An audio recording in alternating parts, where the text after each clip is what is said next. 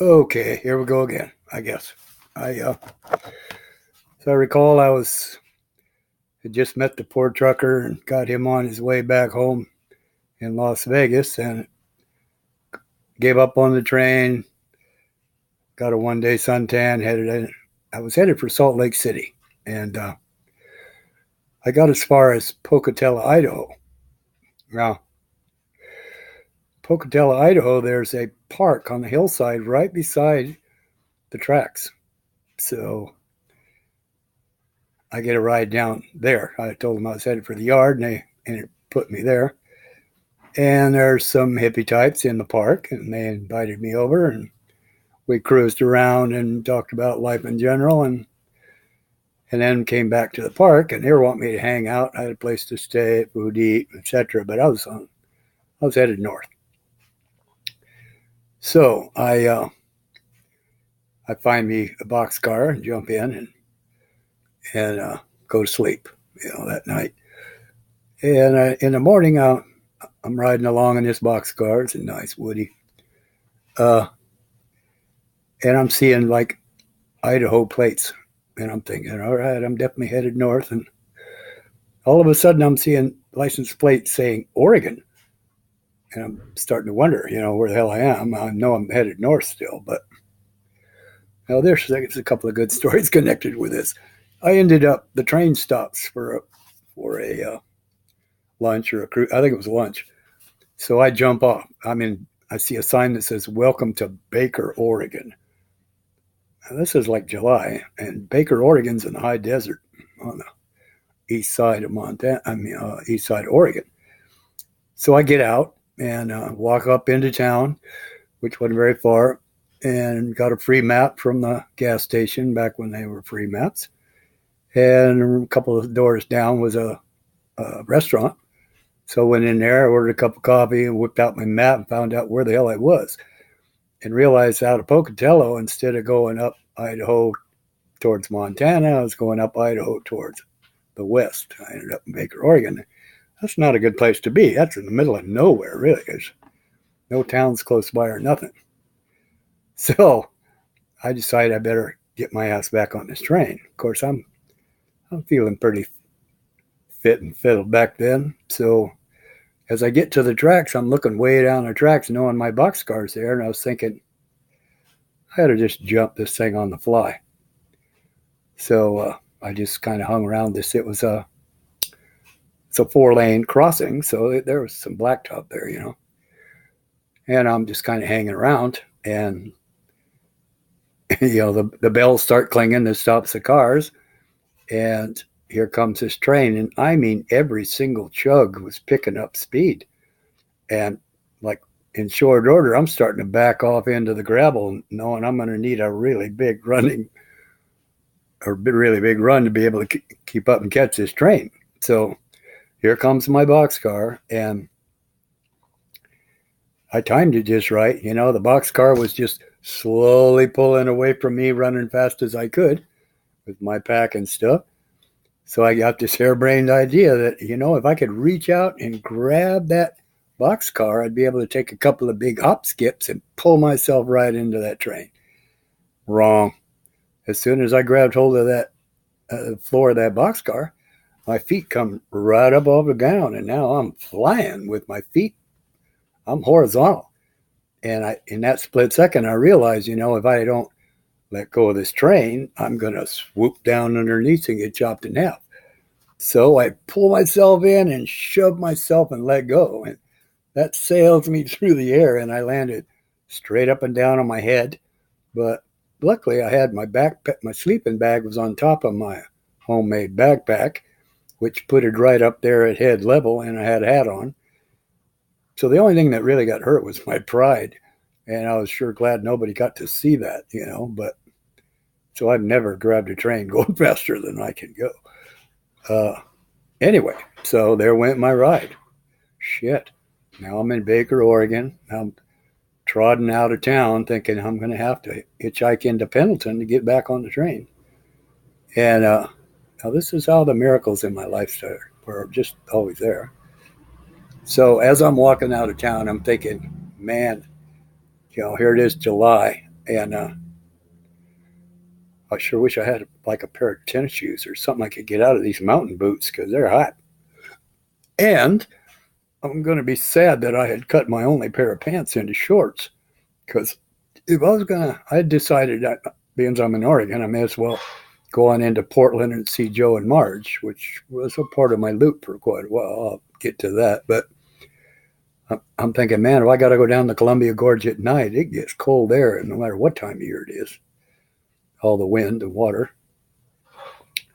So I get to the edge of town. Here's this little sign that says public access or something, and there's just this dinky little pond. And I'm thinking, well, shoot, maybe I ought to just go in here and jump in and cool off and get ready for this hike across the desert. So I go over there, and I sure hope some guy didn't drown. And it looked like they might even been rained on once. But there was a new pair of Levi's my size, except they had some grease on them. They were left there. There was also a vest, a nylon vest that it didn't take, and a pair of tennis shoes my size, and a pair of underwear. So like I say, I hope there wasn't a dead guy in that pond. But I cooled off. I left the Levi's and froze my ass on Columbia Gorge because I ended up having to catch a flat car. But I did take the tennis shoes, and I was so thankful for those for months, all summer, because they were light and cool. Anyway, that's how it worked. I thought it, needed it, got it. I mean, that couldn't happen more than 30 minutes apart. Anyway, so after I cool off and clean up a little bit and step back out on the road, this guy stops, and he works for the railroad, and he's headed for Pendleton. I'll tell you, the Lord, my guardian angel, was right on my shoulder the whole time. So he takes me right into the yard and talks to his guys, and there's one train that's headed down to Portland. So they turn me loose, and I got to find what I'm going to ride. And I went the whole length of this train. There was nothing but a flat car.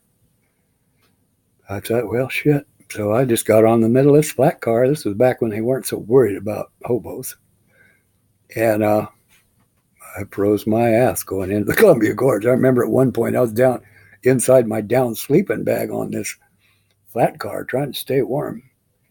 So I get to Portland, and I go see Joe and Marge, which I don't know if you remember, they were the couple that lived in the same building as me when I was up there working.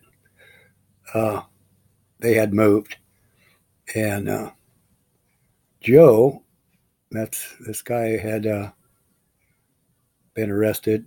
I don't remember if I told you that or not, but he was a CPA certified, and I won't repeat that story. But anyway, so he used to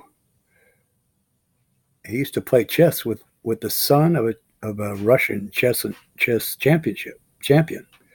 And he said the guy, he started out playing him. He took both his rooks and his castles and his queen off the board.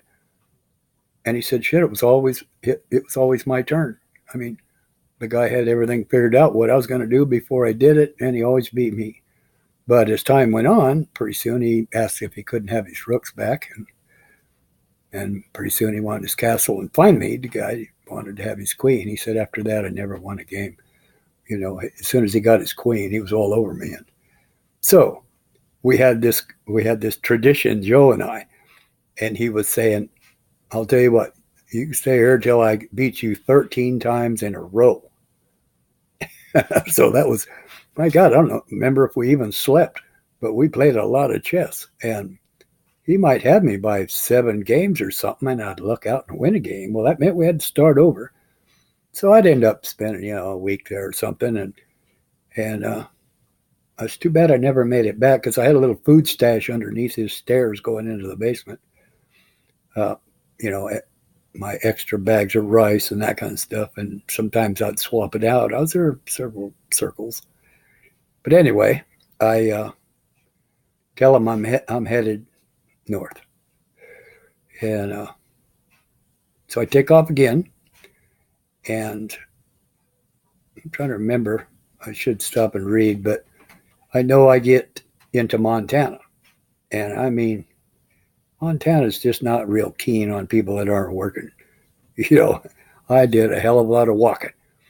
But I find that's when I got to Bozeman.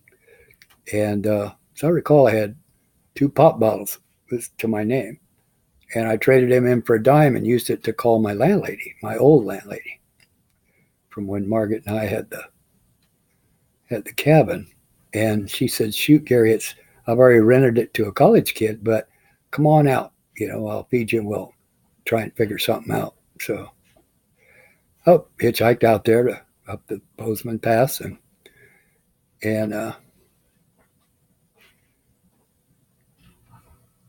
she had that. It was a chicken coop at one time.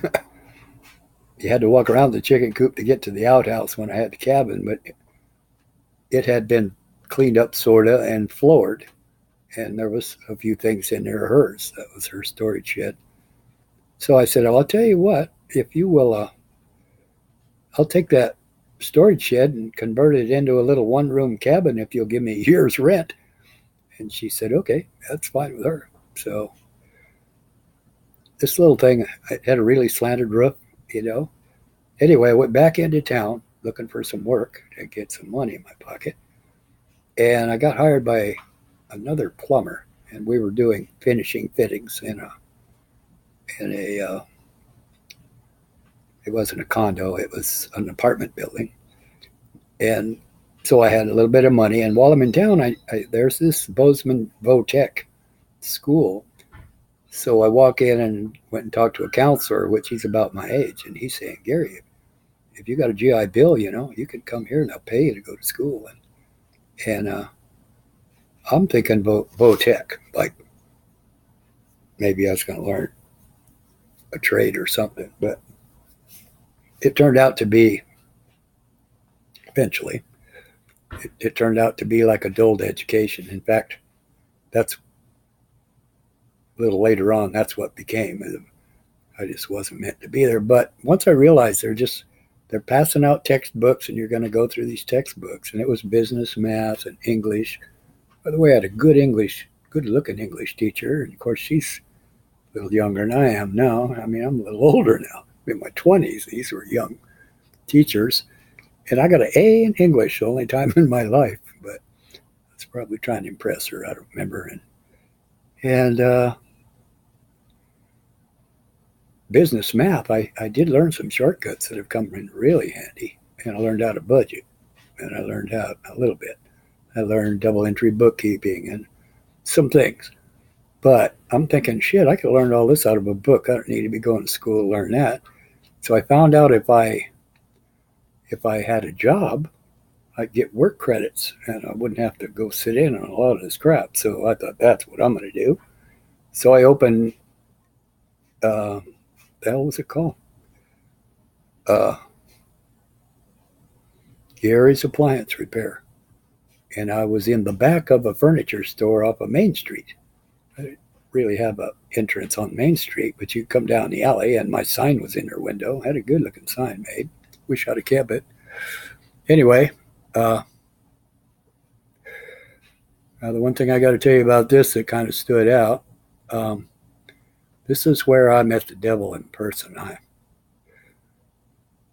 The Exorcist come out in the theater across the street in this town. Now, you got to realize I live 8 miles up the Bozeman Pass by myself in a chicken coop cabin. And I had this store, a little shop. I think the only job I ever did that I made any money on was Ace Hardware brought me a electric skillet that wasn't working. It was burning stuff. Oh, God, we should have just called it bad. But that was a challenge to me. And it was like I was using needle nose pliers on that, it's a try, click, click kind of thing. I got to where I was grabbing that middle thing and just thinking of bending it and then trying it again. And I got it within, I don't know, 4 or 5 degrees. And they were pleased and paid me, but I spent a hell of a time getting there. And that ain't what you do. You go send for another one. But anyway, so I'd heard about The Exorcist somewhere, and I decided, what the hell, I'm going to check that out. Now, I step into this theater and sit down, and the movie starts, and I feel evil. I sense evil for real in this theater. I'd have been a wiser young man, I'd have just got up and left, but I didn't. I watched the whole damn show, and I was kind of stunned at the reality of evil, you know. So the show's over. I step outside in the dark, and now I needed something in my shop, so I had to go around the block across the street and down the alley, which was unlit. And then to get to my shop, you had to go down about 3 steps and walk over and up a couple of steps in my back door, and that wasn't lit either. And I'm feeling this presence. And I remember I walked in there and wrote at a chalkboard or something. I wrote something like, "Just because a man chooses to walk around uh, a mud hole doesn't mean that he couldn't stomp right through it." I think I was telling the devil to back off in my own way right then. So anyway, I go back home and life continues. I got school and I got work credits and I got this job, this building, which I didn't make no money at it, but I was getting credits for school. And also getting more and more disgusted with school because, like I say, it was pass out the book, chapter one, everybody read this, and we'll discuss it. It's like, I don't need that kind of education. I can do that by myself. So anyway, but at home, once I go home, this presence is still there. It got to where I was real uneasy about going outside to get firewood at night because it was out there and I knew it was. So it reached a point where something had to be done. So I said, "All right, devil, yeah, I'm gonna give you a shot." And so, no moon, starlight only. I decided I was going to walk to the top of that hill and go look at the Bozeman or go look at Gallatin Canyon, Gallatin Valley. So I take off, and it's like 40 minutes walk before I get to the first gate, and it took about that long for my eyes to adjust to starlight. So I was pretty much blind, but I got to this gate, and I walk over it, and I start up this hillside, and I'm saying, "All right, you're so badass, you can go ahead and do what you can do." Yeah, of course, I'm praying my butt off, too. I mean, I'm doing some serious praying. And I remember as I walked past the beginning of a canyon that's called Bear Canyon because there is bears in that canyon. I'm praying away, and I get almost to the top, and damn it, here's some guy with his dog and his pickup or his Jeep, whatever it was, and a little smoldering campfire, and the dog and the guy are asleep. I'm on foot. So what I ended up having to do was to drop down the side of that hill far enough away that I knew they wouldn't hear me and go sideways and come up behind them, which I did. And dog never smelled me or knew I was there. I got to the edge and I looked out over the canyon. I'm still a pretty good prayer now. So I turn around, I have to reverse all that, and I get back home. And by the time I got home, I said, "Okay, be gone. You can't do shit." And that was the end of that. I mean, I defeated the devil there, but it it was a heavy experience, no doubt about it. So I'm going to go as far as I can before grabbing this book, but so spring break's coming up, and I forget what that is, 10 days or something, where school's out. And by this time, I'm sick of this school. I mean, I ain't learning shit, really. So I tell one of my schoolmates that, "Hey, I'm going to freight hop over to South Dakota and say hi." And he says, "Well, can I go?" And I said, "Sure, So we go up to, I think it's called Williston. Whatever it is, I think it's Williston. So we get up there, and there's a freight yard there. That's at the top of the hill. And it's funny because where I lived, you could watch the snow stack up on a fence post, like over a foot high, and no wind. But you go over that pass, and there were semis get blown over. The wind blows like that in the high plains. So anyway, we grab some groceries, and we jump on this train. And this is a work train, and it's like a work train stops everywhere there is to stop, and picks up boxcars or tankers or whatever that are loaded, ready to go. And it takes forever. And it got us to, I think, Sheridan, Wyoming. And it had been a whole day, and that wasn't but 100 miles maybe. So my buddy, and it's getting cold, by the way. As soon as that train started leaving, it starts snowing.